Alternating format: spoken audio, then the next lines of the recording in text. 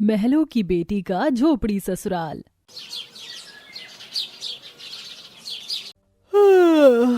Good morning all of you. Oh no, 8 बज गए।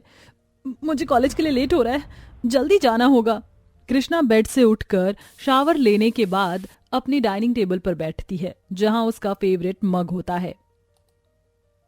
Oh my God, ये तो मेरा फेवरेट मग है जो मुझसे कल टूट गया था। ये दोबारा कहाँ से आया? इतना एक्सपेंसिव है। रामू काका, बताइए ना, मेरे पास तो सिर्फ ऐसा एक ही मग था।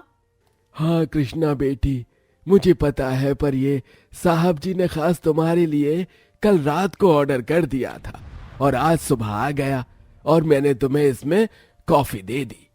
व्हाट? क्या हुआ बेटा, तुम शॉक्ड क्यों हो गई? तुम जानती हो ना, तुम्हारा पिता इस शहर का जाना माना बिजनेसमैन है।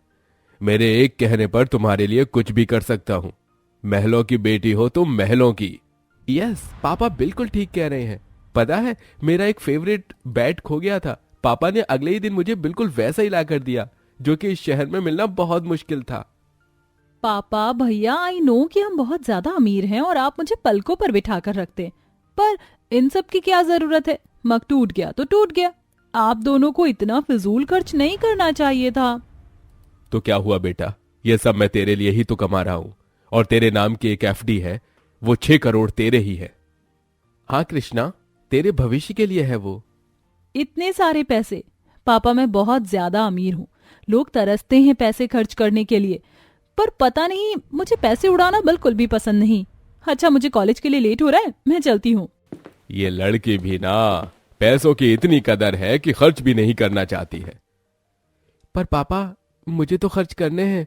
आज ही मैं एक मर्सिडीज कार लेना चाहता हूँ। गो फॉर इट बेटा। तीनों अपने अपने काम के लिए निकल जाते हैं। घर की रखवाली रामू काका करते हैं। ये देखकर तो आप समझ गए होंगे कि नरेंद्र गोइंका की बेटी महलों की बेटी होकर भी मामूली तौर तरीकों से रहना पसंद करती थी। पैसों का रौब उसमें बिल्कुल नहीं था। सुबह से शाम तक कॉलेज में पढ़ने के बाद वह हर रोज की तरह एक मामूली से मैंगो जूस की दुकान पर पहुंच जाती है।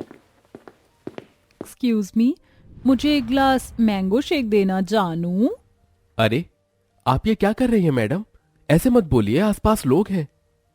अच्छा मेरे अनुराग जानू, दो ना मुझे, और एक्स्ट्रा किशमिश बादाम डाल कर देना। ऐसा मत करो कृष्णा, मैं तुम्हें कितना समझाऊं, रोज रोज ऐसे करती हो। तुम्हारा मेरा कोई संबंध नहीं है। अच्छा, तो मेरे हाथ में ये अंगूठी किसकी दी हुई है? तुम्हारी ना। और हमें 2 साल तो हो गए होंगे बातचीत करते हुए, तो मैं तुम्हें क्यों नहीं कह सकती? देखो, अब शादी कर लो, बहुत तरसा रहे हो अब तुम मुझे। कृष्णा, ये सब क्या है? तुम्हें पता है ना, मैं एक मामूली से गरीब झोपड़ी में रहने वाला हूँ, जो ये मैंगो शेक की दुकान खोलकर अपने माँ बाप का पेट पालता है। और तुम महलों की रानी हो। इस शहर के जाने माने बिजनेसमैन हैं तुम्हारे पापा और भाई। वो मेरे जैसे गरीब से तुम्हारी शादी कभी नहीं कराएंगे। और जहां तक ये अंगूठी की बात है, तो ये मैंने तुम्हें 1 साल पहले दी थी, जब मुझे इतनी समझ नहीं थी। हो गया अनुराग तुम्हारा। अब मेरी बात सुनो, चाहे तुम अमीर हो गरीब हो, ये सड़क पर रहने वाले इंसान हो, जो भी हो, मैं तुमसे सच्चे दिल से प्यार करती हूँ और शादी भी तुमसे ही करूंगी। मैं अपने पापा और भाई को मना लूंगी, वरना उन्हें ही छोड़कर तुम्हारे पास आऊंगी, और मैं आज ही बात करूंगी। देखा तो है उन्होंने तुम्हें। ये कैसी जिद है तुम्हारी? आम का जूस पीकर कृष्णा अपनी कार में बैठकर वहां से घर चली जाती है। दरअसल कृष्णा 2 साल से बहाने से आकर उसकी दुकान पर मैंगो का जूस पीती है। दोनों की कब बातचीत दोस्ती से प्यार में बदल गई, दोनों को पता नहीं चलता। इस बीच अनुराग उसे अंगूठी भी पहना देता है, पर अब वह समझ गया था कि अमीर बेटी से शादी करना दूसरों की नजरों में उसके लिए गलत है। घर जाकर कृष्णा अपने भाई और पिता से अनुराग से शादी करने की बात करती है। क्या पापा, आपने सुना इस नालायक ने क्या बोला? ये उस 2 कौड़ी के आम जूस की दुकान वाले अनुराग से शादी करेगी। अरे, वो 10 रुपए का गिलास बेचकर तुम्हारे ऐशो आराम कैसे पूरी करेगा? नहीं कृष्णा, तो उस गरीब झोपड़ी वाले से शादी नहीं करेगी। वो तेरे पैसों पर कब्जा करना चाहता है।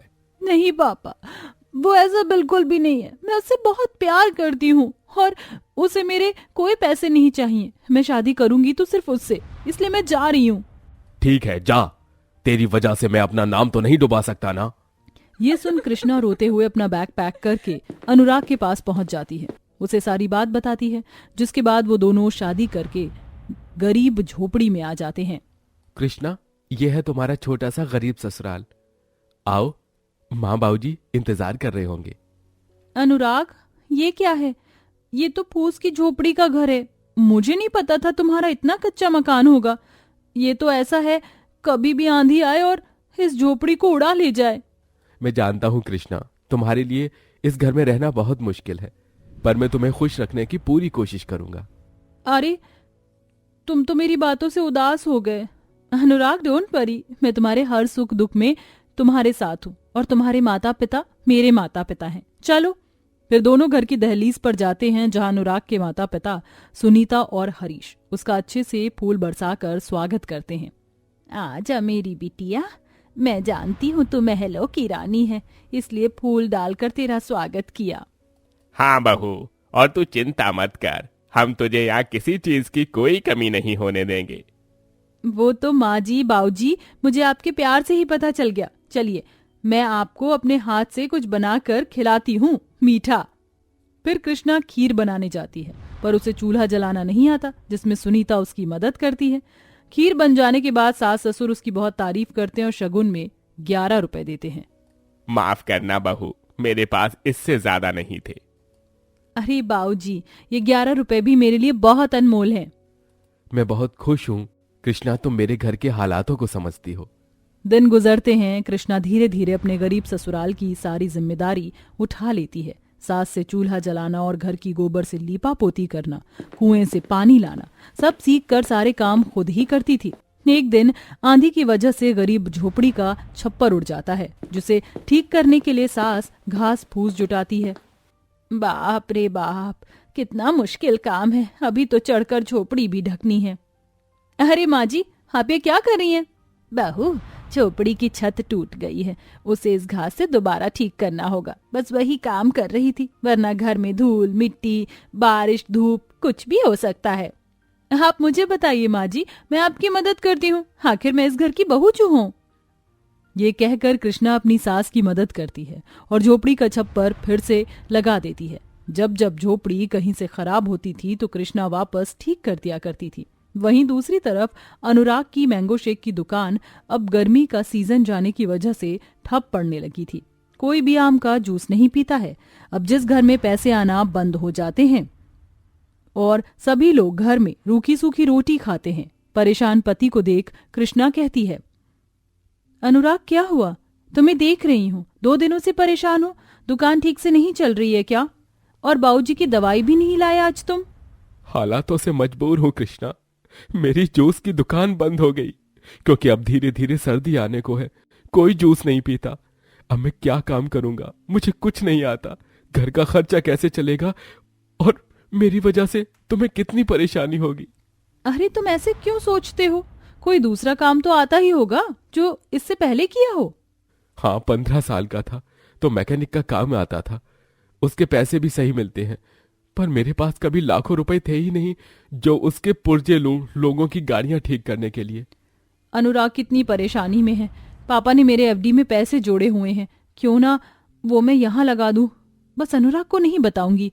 अनुराग, तुम चिंता मत करो, मैं इसका इंतजाम करती हूँ। वैसे भी आसपास कोई मैकेनिक की शॉप नहीं है, तुम्हारा काम बहुत अच्छे से चलेगा, लोगों की भी मदद हो जाएगी। कृष्णा चुपके से अपने घर जाती है और रामू काका से एफडी के कागज मंगा लेती है। रामू काका, आपका बहुत बहुत शुक्रिया। पापा के सामने जाना नहीं चाहती थी, इसीलिए आपको बुलाया। कोई बात नहीं बिटिया, तुम खुश रहो। कृष्णा वहां से आकर अपनी एफडी तुड़वाकर कुछ 6 लाख रुपए से ही अनुराग के लिए मैकेनिक शॉप को खरीद कर सारा इंतजाम करवाती है, जिसका सास ससुर के हाथों से उद्घाटन होता है। बहू, ये तूने मेरे बेटे के लिए किया, मुझे विश्वास नहीं हो रहा। बहू, तूने अपने पिता से पैसे लेकर दहेज के रूप में मेरे बेटे के लिए ये दुकान खोली है। क्यों किया तूने ऐसा? कृष्णा, क्या ये बात सच है? नहीं नहीं अनुराग, पापा को तो इन पैसों के बारे में कुछ भी नहीं पता और ना ही मैंने उनसे पैसे मांगे। ये मेरी एफडी के पैसे थे जो मुझे उपयोग करने थे, तो मैंने सोचा क्यों ना अनुराग के लिए ही उपयोग कर लूं। उसका काम चल जाएगा तो मुझे बहुत खुशी होगी। आज मुझे तुझ पर बहुत गर्व है बहू कि महलों की बेटी होकर भी तू गरीब ससुराल की बहू बनी है और तेरे दिल भी हमारी तरह है। सुनीता बहू के माथे पर चूमती है। अब अनुराग बड़ी खुशी से अपने मैकेनिक शॉप को चलाता है, जहां बहुत सारे लोग अपनी गाड़ी ठीक करवाने उसके पास आते हैं।